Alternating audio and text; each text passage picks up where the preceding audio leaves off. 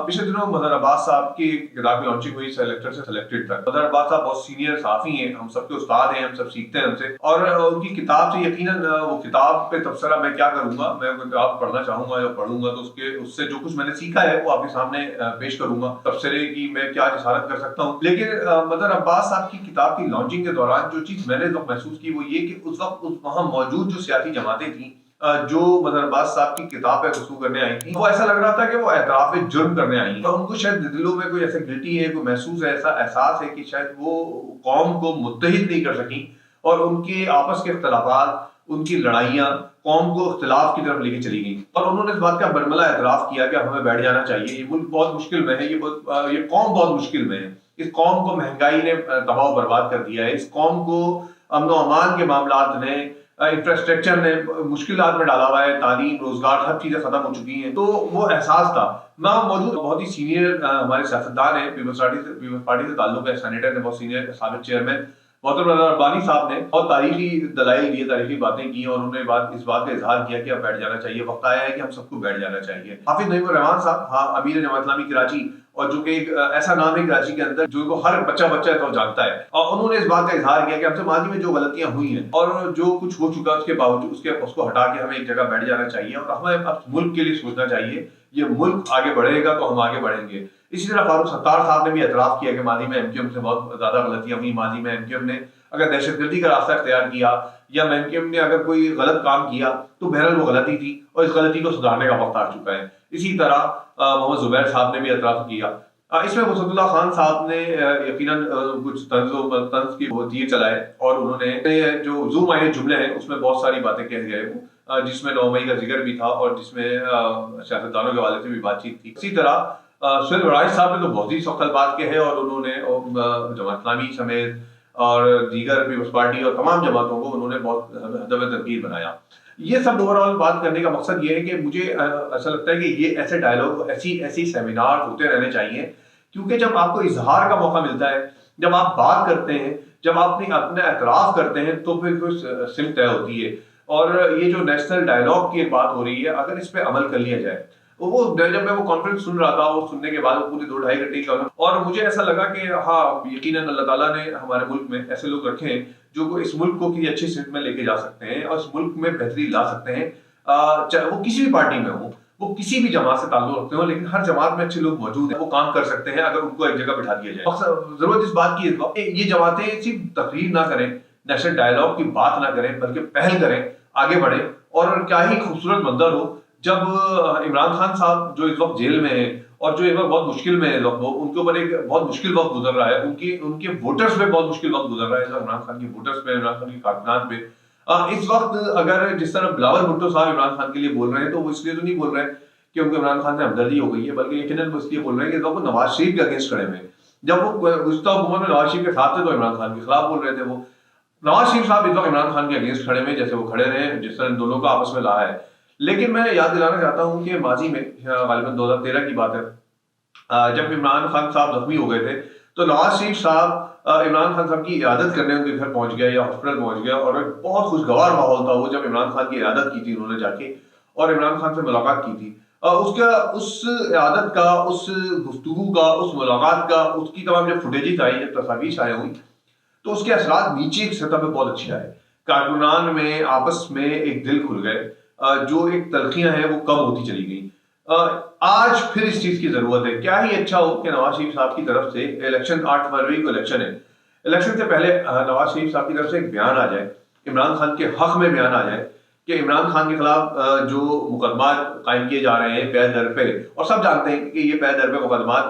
इसलिए नहीं कायम किए जा रहे कि वो मुजरिम है यानी वो एक अलग मामला है, लेकिन इसलिए सब कायम किए जा रहे हैं, सलाह दी जा रही है कि उनको इलेक्शन से दूर रखा जाए। तो इसी तरह माजी में 2018 में नवाज शरीफ साहब के साथ भी सब कुछ हो चुका है, उनको इलेक्शन से दूर रखने के लिए नाअहल करार दिया गया, उनको लड़ने नहीं दिया गया। तो ये सब चीजें क्या ही अच्छा हो कि नवाज शरीफ साहब बड़े होने के नाते, एक बड़ी जमात के होने के नाते, जिसका बताया जा रहा है सर्वे में हर जगह कि नवाज शरीफ वज़ीर-ए-आज़म बनने जा रहे हैं और नवाज शरीफ को विलायत उज़्मा मिलने जा रही है, इससे कतई नजर कि इमरान खान की मकबूलियत सबसे ज्यादा है और इस वक्त पीटीआई जो है वो एक सबसे बड़ी जमात बनी है, मौजूद है, और उसके वोटर्स की तादाद बहुत ज्यादा है। लेकिन बहरहाल जहां फैसले होते हैं उस फैसले के मुताबिक नवाज शरीफ साहब इस वक्त वज़ीर-ए-आज़म बनने जा रहे हैं। मुझे ऐसा लगता है कि अगर इस मौके पे नवाज शरीफ साहब की तरफ से कोई बयान जारी हो जाए कि इमरान खान के साथ जो हो रहा है वो ज्यादती हो रही है और इमरान खान को इलेक्शन में हिस्सा लेने की इजाजत मिलनी चाहिए, इमरान खान के लिए नवाज शरीफ का अगर बयान आ जाए, तो इससे जो जमीन के पर जो इस वक्त आम लोगों में तलखियां हैं, एक कदूरतें हैं, एक दिलों का ताल्लुक खराब हो गए हैं, आपस में दोस्तों में आपस में लड़ाइयाँ हो रही हैं, वो कम हो जाएंगी और एक आपस में मोहब्बत का और ऐसा कौमी सोच पैदा होगी। तो मुझे बड़ा कल से ख्याल आ रहा है इस बात का कि अगर नवाज शरीफ साहब की तरफ से कोई बयान जारी हो जाए कि इमरान खान साहब को रहा किया जाए या इमरान खान साहब को बाकायदा इलेक्शन में हिस्सा लेने की इजाजत दी जाए, तो ये बहुत अच्छा होगा हमारी कौमी सलामती के लिए भी, और इलेक्शन के बाद जो प्रोसेस चलना है आगे उसके लिए भी बहुत अहम होगा। क्योंकि अगर इलेक्शन के बाद इमरान खान साहब रहा होते हैं और वो आने के बाद एक दोबारा से एक तहरीक का आगाज कर देते हैं और एक मुल्क में हलचल बच जाती है और उनके पास एक स्ट्रीट पावर है और उनके पास उनके फॉलोअर्स हैं, वो आते हैं और वो मुल्क में खड़े हो जाते हैं एक दोबारा से, वही उनका तरीक़ाकार होता है, वो कंटेनर में खड़े होते हैं, इस्लामाबाद पहुंच जाते हैं, तो उसके नतीजे में मुल्क गैर मुस्तहकम होगा। तो जरूरी है कि नवाज शरीफ एक बड़े होने के नाते पहल करें, आगे बढ़ें और इमरान खान के हक में बयान भी दें। इमरान खान से अगर, और दूसरी बात ये, अगर अभी नहीं जा सकते तो वज़ारत उज़्मा हासिल करने के बाद वो पहला काम ये करें कि वो सीधा सीधा अडियाला जेल पहुंचे और इमरान खान साहब से मुलाकात करें और उससे इस बात के इसका इजहार करें, आइए गिले शिकवे दूर करते हैं और बैठते हैं, अपने मसले हल करते हैं। इसी तरह कराची के अंदर मैं अगर बात करता हूँ तो कराची में इस वक्त हाफिज नईम रहमान साहब का एक ऐसी फिगर बन चुकी है, हाफिज नईम रहमान साहब, जो कि पूरे कराची के सर्वे जो आ रहे हैं अब तक,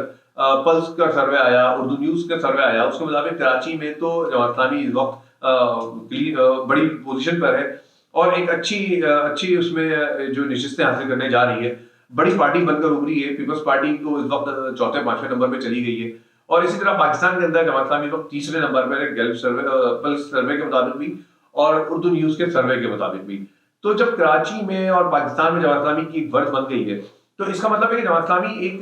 एक कौमी जमात बन के सामने आई है और इस वक्त एक होप सामने आई है जमात इस्लामी के शक्ल में लोगों के सामने। लोग जमात इस्लामी को मुतबादिल के तौर पे,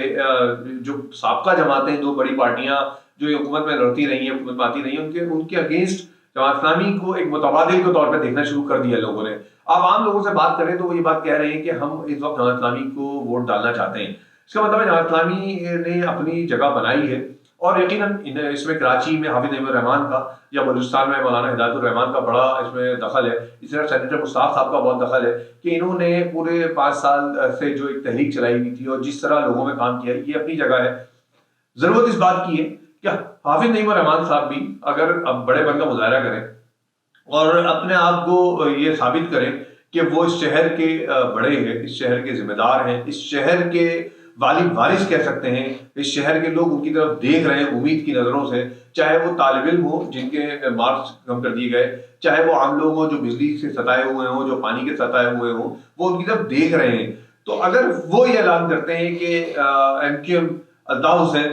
के साथ ज्यादती हो रही है या फारूक सत्तार साहब के वो चले जाते हैं और वो खुद उठ के हैदराबाद पहुंच जाते हैं और कहते हैं आइए बैठते हैं और बैठ के बात करते हैं, क्यों हम एक दूसरे को गालियां देते रहे, तो शायद इससे भी कराची के अंदर इस्तेकाम आएगा, कराची में मोहब्बतों की फिजा कायम होगी, लोगों के अंदर जो शदीद इख्तलाफ है वो कम होगा। इससे कतई नजर कि माजी में एमक्यूएम ने जमात इस्लामी के साथ क्या किया और इससे कतई नजर कि इन दोनों के आपस में इख्तलाफात कितने ज्यादा रहे, लेकिन अब जो हालात हैं उन हालात का तकादा यह है कि तमाम जमातों को एक जगह बैठना चाहिए। और मैं ख्वाब देख रहा हूँ कि कल जब मैं उठूँ और इलेक्शन के बाद तो ऐसा हो कि इलेक्शन के बाद वज़ीर-ए-आज़म साहब, जो नवाज शरीफ साहब अगर वज़ीर-ए-आज़म बन गए तो वो अडियाला जेल पहुंच जाए और जाके इमरान खान को गले लगाएं और ये ख्वाब ताबीर हो जाए। मैं ख्वाब देख रहा हूँ कि अगर कराची के अंदर जब जमात इस्लामी एक कुव्वत बन के सामने आ जाए और सूबाई गवर्नमेंट में एक अच्छी पोजीशन पे आ जाए या गवर्नमेंट बनवाने के लिए जमात इस्लामी की एक ऐसी पोजीशन होगी उसके बगैर कोई गवर्नमेंट नहीं बन सकेगी,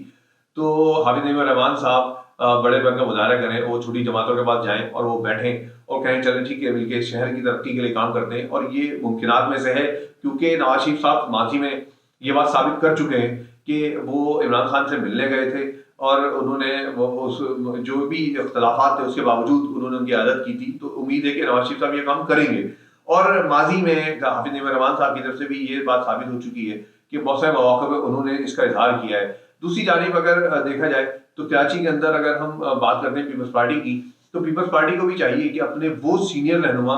जिसमें ताज हैदर साहब है और दीगर उनके रहनुमा है, अगर इनको सामने लाएं और इनके साथ मिलकर एक ऐसी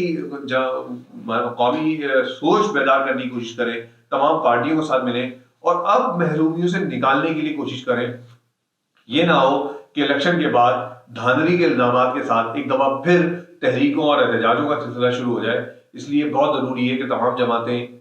एक सोच के साथ आगे बढ़ें और वो जो मदर अब्बास साहब की